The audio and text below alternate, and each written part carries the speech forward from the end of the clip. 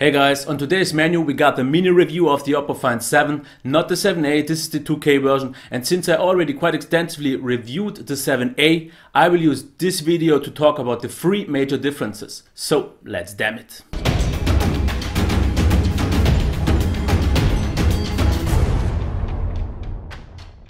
So let's get straightforward. What are the three major differences of this device compared to the 7a, and I would even call it disadvantages?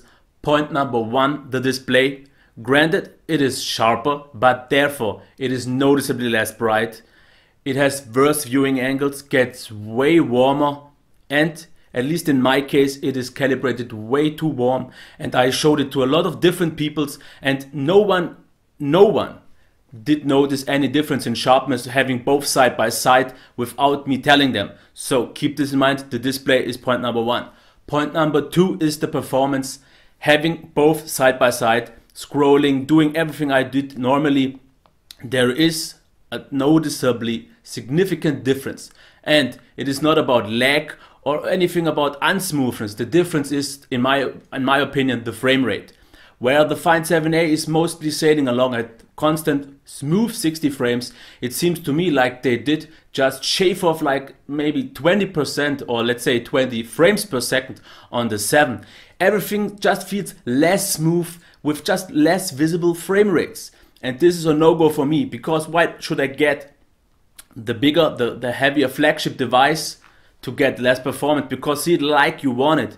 We have more pixels on the 2K, QHD, call it whatever you want version, and we have the same SoC, so we can't possibly have the same performance, and this is noticeably. That's point number two. Point number three is the battery life. You have more pixels, so you have to push more. And this is noticeable. The device gets warmer, what I already mentioned, and the drain was definitely bigger. Because having both side by side, when I did the setup process of both, you noticed the drop of the 7 was way bigger than on the 7a. I don't really know exactly how much, because I have to admit one thing. This is not the 7, this is the 7a. Because there's one thing, I used the 7 for 2 days and I just couldn't stand it any longer. I had to get rid of it, I sold it, because I don't see any point in getting a flagship device that is inferior to the smaller brother. And that's why I want to get now to my two questions. Would I recommend it? No. Would I buy it?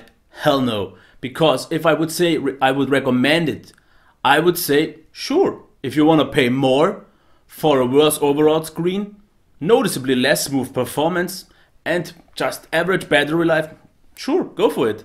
But I am not one of those people. I won't tell you this device is a flagship, because it isn't. If you want a flagship device from Oppo, get the 7a.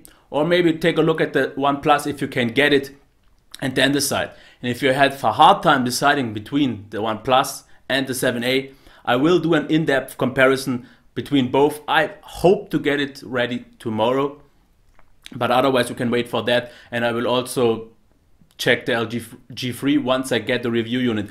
But all I can tell you right now, don't buy the 7. It makes no sense for me. There is no reasonably sense, despite the fact if you want 2K, if you want a sharper screen. But you will settle for an overall less satisfying experience. The device just isn't the flagship. The flagship is the 7a, in my opinion. Call it whatever you want, because you also pay $100 more just for a gigabyte of storage of RAM more, which you won't notice since the device overall is slower anyways, and for the 16 gigabyte more storage. So save the money and buy the 7a, or look for something else. But I can't recommend the 7. I'm not saying the 7 is a bad device, but with the 7a on the market, it makes no sense to buy the 7. That's it for my mini review of the Oppo Find 7. Let me know what you think. If you totally disagree, fine. If you agree, give me a thumbs up, do whatever you want. But that's it. Bye.